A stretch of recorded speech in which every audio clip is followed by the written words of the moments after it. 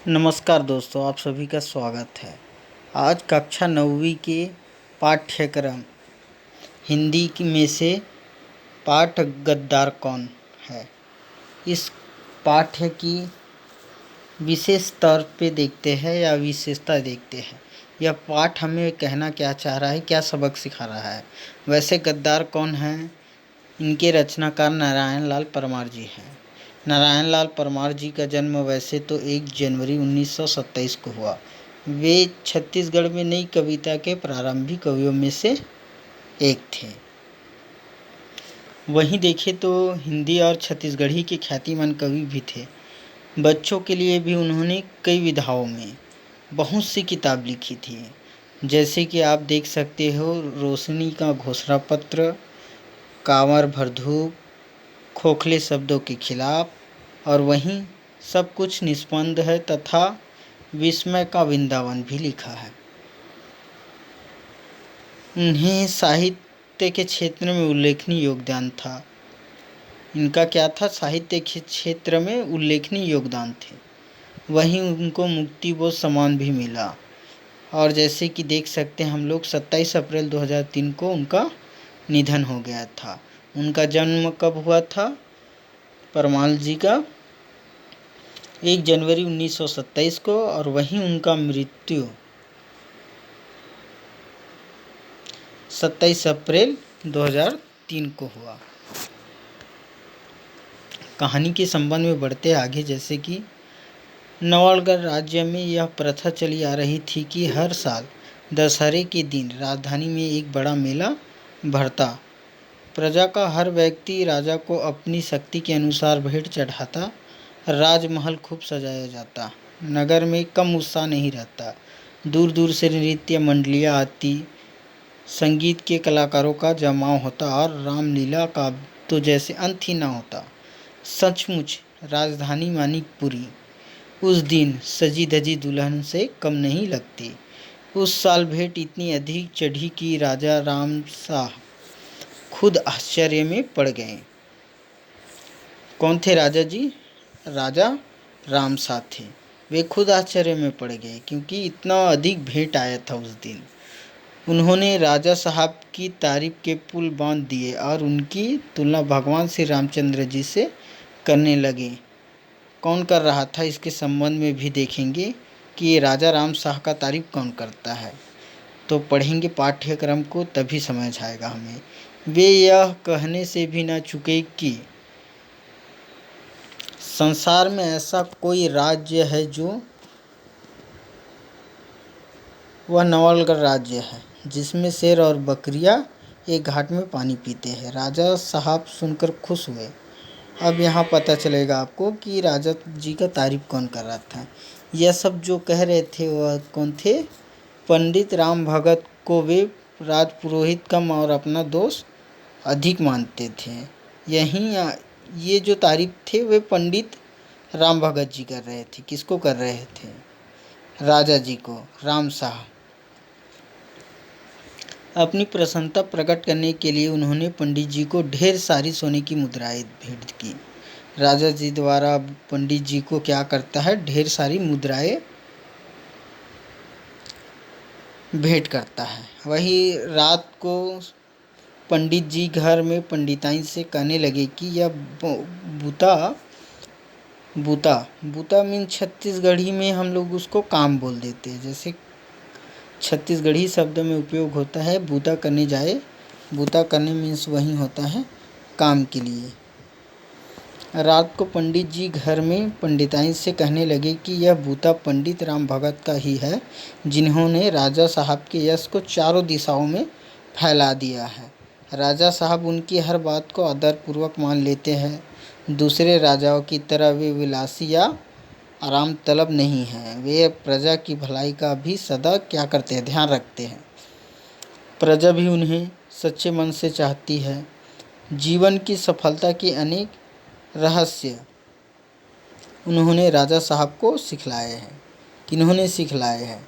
कौन बोल रहा है? पंडित जी बोल रहा है अपने पंडिताइन जी से। जब वे घर में होते हैं उस समय यह बात करते हैं। इस तरह नींद आने के पहले पंडिताइन यह मान गई कि सचमुच उनके पति नवलगढ़ राज्य की एक बहुत बड़ी हस्ती है। समझ गए। सोने से पहले आप जैसे देख सकते हो पंडित जी द्वारा बताया गया राजा के संबंध में, गांव के संबंध में, प्रजा के संबंध में।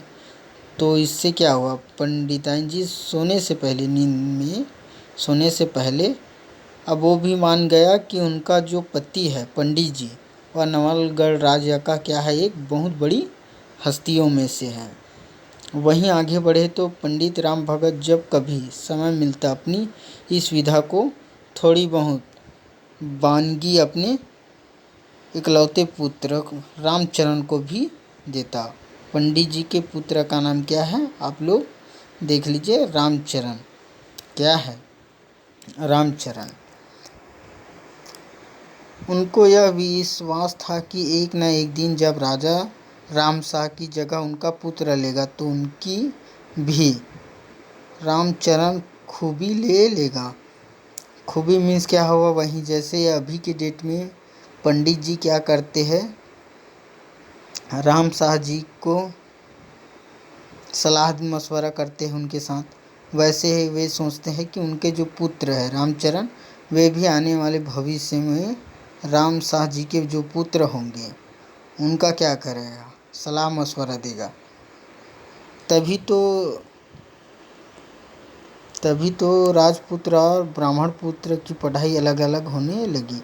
एक दिन ऐसा भी आया कि जब राजेंद्र शाह राजा हुए और पंडित जी का बेटा उनका राजपुरोहित। राजेंद्र शाह कौन थे, यही राजेंद्र शाह जो थे, ये जो राजेंद्र शाह दिखाई दे रहा है आपको, राजेंद्र शाह जी है, वह कौन है, राजा जी के पुत्र। और वहीं हम लोग देखे जैसे कि रामचरण जो थे वो पंडित जी के पुत्र थे।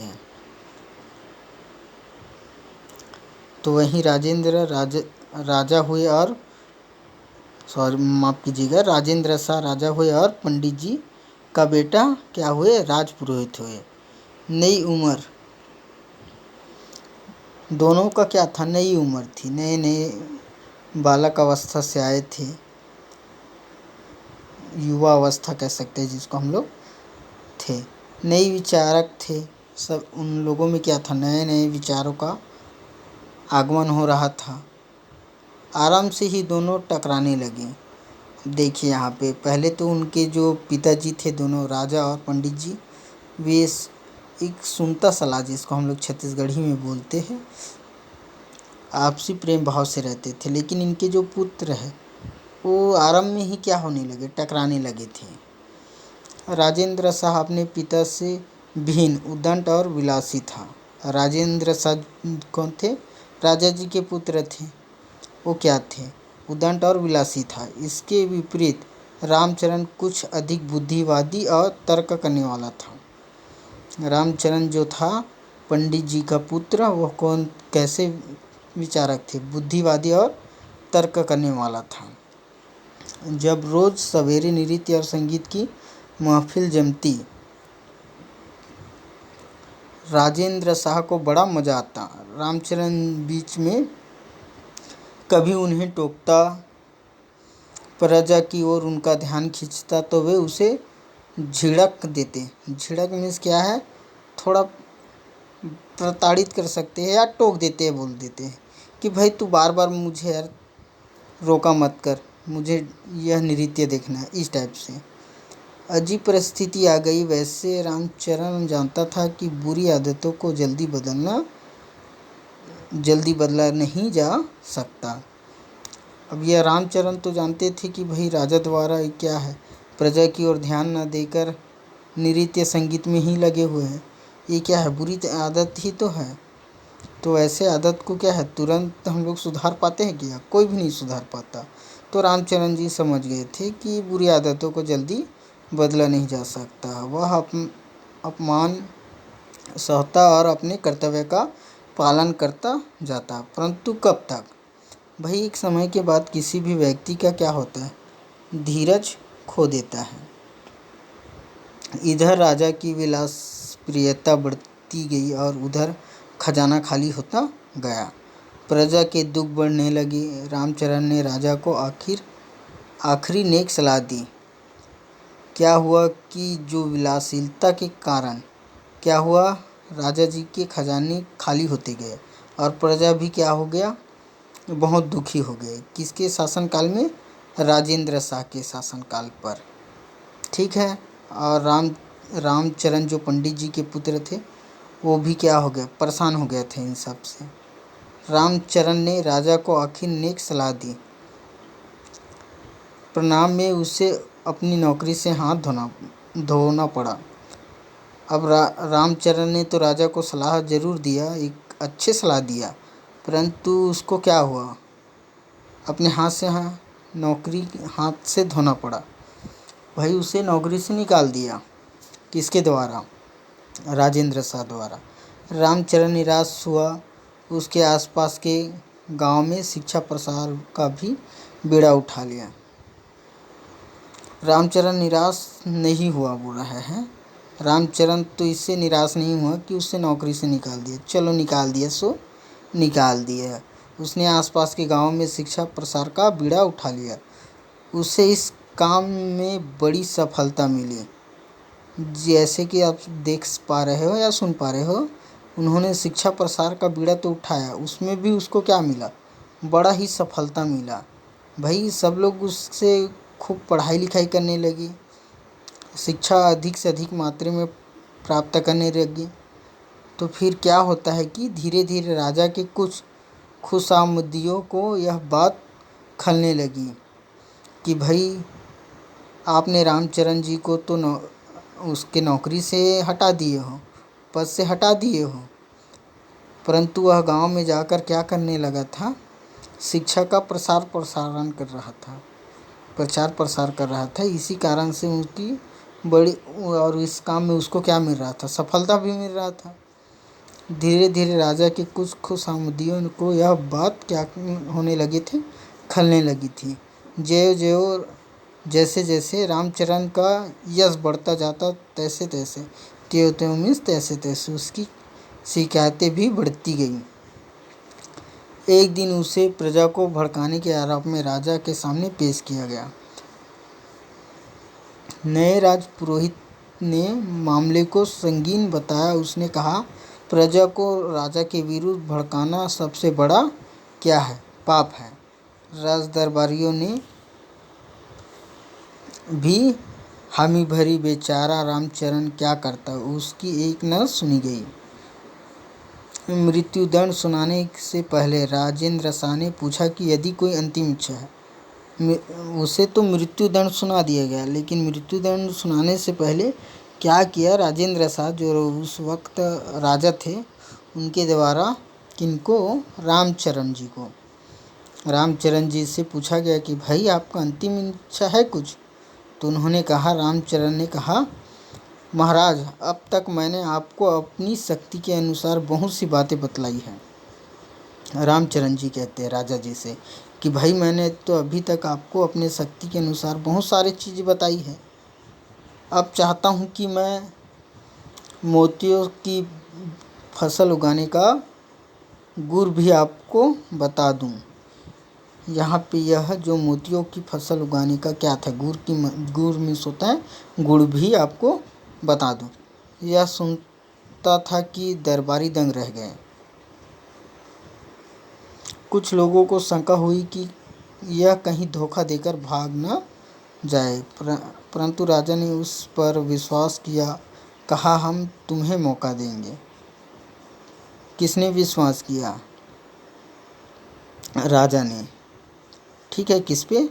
रामचरण जी पे विश्वास किया और उसको क्या किया, एक मौका दिया। कहा, हम तुम्हें एक मौका देंगे, अपनी यह विधा तुम हमें अवश्य सिखा दो। राजा से आज्ञा लेकर रामचरण अपने काम में जुट गया। उसने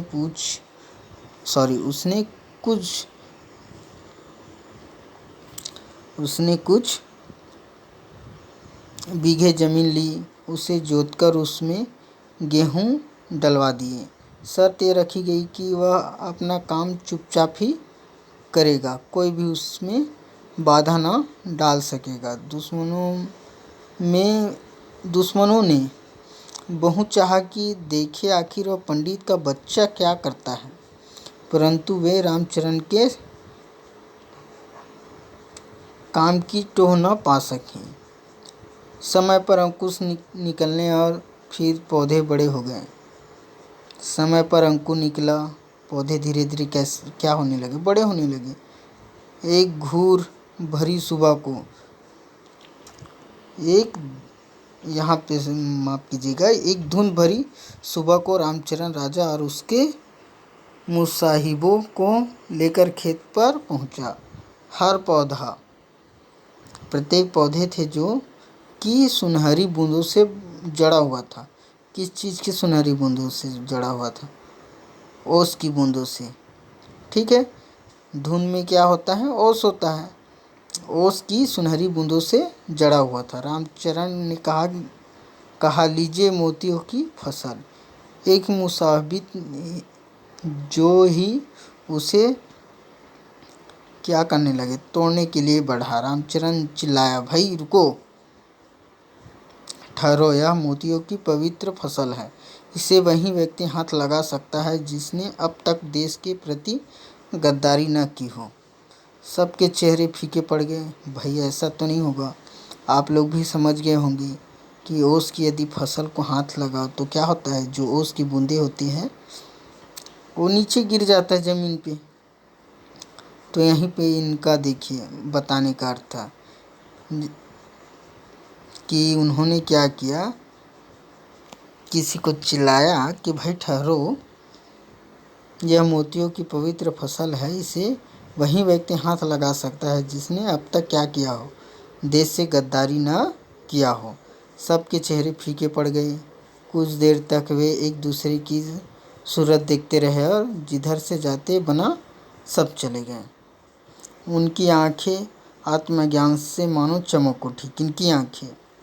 अब देखो, यह सब भी घटना देखते हुए राजा जी, जो उस समय के राजा थे, राजेंद्र शाह जी, उनकी क्या हुई, आंखें आत्मज्ञान से क्या हुआ, भर गया। उन्हें पता चल गया कि भाई मैं अभी तक वर्तमान में जो भी कर रहा था वह गलत कर रहा था।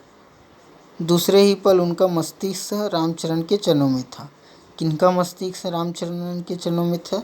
राजेंद्र शाह जी का, जो राजा थे उनका। यह एक इसी प्रकार है कि भाई उन्होंने रामचरण ने राजा जी को उस मोतियों की खेती के माध्यम से यह बता दिया कि आप राजा हो, आपका कर्तव्य है कि प्रजा की ओर विशेष ध्यान दें, उनके सुख और दुख में सहभागी बने। दोस्तों, आपको यह वीडियो कैसी लगी? अगर अच्छा लगा हो तो प्लीज़ हमारे चैनल को लाइक कीजिएगा और सब्सक्राइब करना ना भूलिएगा, ताकि हम इसी प्रकार से कुछ और टॉपिक में वीडियो बनाएं और अच्छे से अच्छी जानकारी आप तक पहुंचाने की कोशिश करें। धन्यवाद।